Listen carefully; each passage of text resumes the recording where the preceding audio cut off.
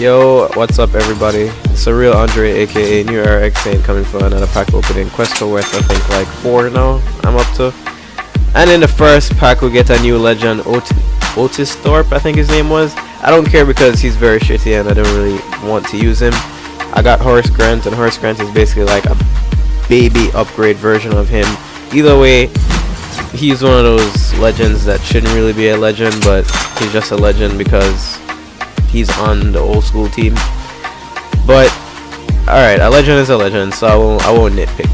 But anyway, today I think is game 4. Yep, today is game 4 of the finals, and it should be an awesome game. I think in my last video I said that game 3 was going to be a deciding factor in the series because that will be the tone setter, and what a tone that was set.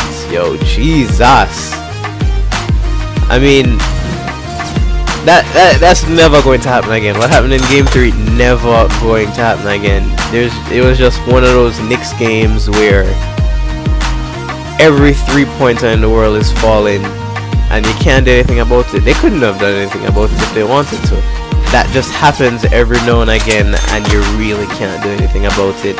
I felt bad for the Heat because just like at some points they were just throwing up whatever from wherever and it was going in. So I mean, yeah, like I said, you can't do anything about that. But I expect the Heat to come out with a vengeance tonight. I expect them to at least, I'm not going to say blow out because it's almost impossible to blow out the Spurs. The Heat did it once in game 2 and it's not going to happen again. The rest of the series is going to be close games, in my opinion, close games. So I think the Heat will come up with a vengeance tonight.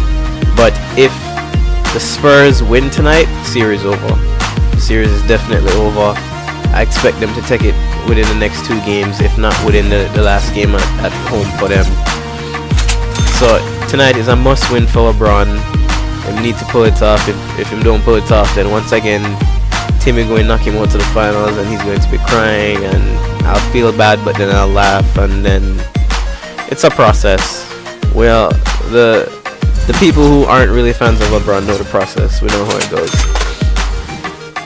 But in other news, the Nets finally hired Jason Kidd as their head coach, and I mean, whatever. That's what they wanted to do. It was the call of the owner. Even though, honestly, I don't remember seeing this many big name coaches on the market at once in a long time. Lionel Hollins, George Karl, Brian Shaw, Jeff Van Gundy is out there still, and I won't even say Phil Jackson because he's just a teaser. Just act like he's there, but he's not. But yeah, that's 4 big name coaches already. I probably missed 1 or 2. I think there was 1 or 2 more. But 4 big name coaches that nobody wants to show interest in. And it's a shame because I think it was in the game 3, Jeff Van Gundy said it's becoming a pattern that not only are we firing losing coaches, we're firing winning coaches. It's hard to believe that the coach of the year is on the coach market hoping for takers. And it's true, but I mean, what can you really do about it? Teams nowadays seem to be stupid, and it don't matter if the coach is good during the regular season. All them care about is the playoffs, and it's understandable, but at the end of the day, it's still a great coach. Who else are you going to find out there to coach your team? I mean, oh god, and then a duplicate Brad Doherty. Oh, here we go.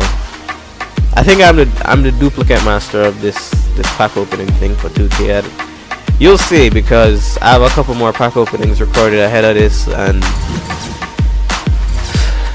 you'll see all my disappointment.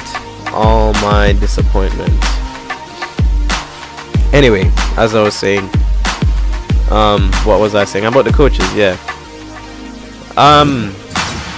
If only the Knicks were smart enough to pick up one of these coaches, I mean, we would be in such better shape, because like I said, Mike Woodson's not going to do it for us.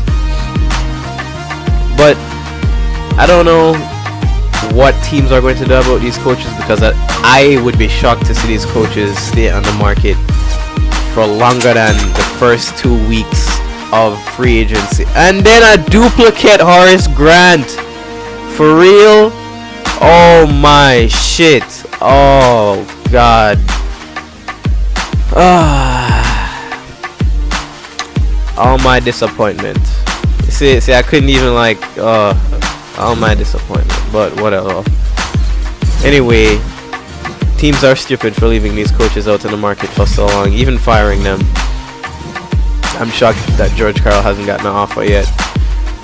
But it's whatever. Coaches will be coaches, teams will be teams.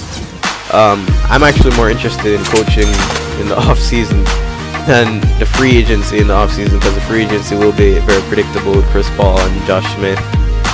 Chris Paul will probably stay in LA. Josh Smith probably go to Houston if Dwight Howard doesn't. So everything is kind of predictable when it comes to players. So coaches is my thing. But I hope you guys enjoyed my duplicates. More pack openings coming your way. Like, comment, and subscribe. Let me know what you think.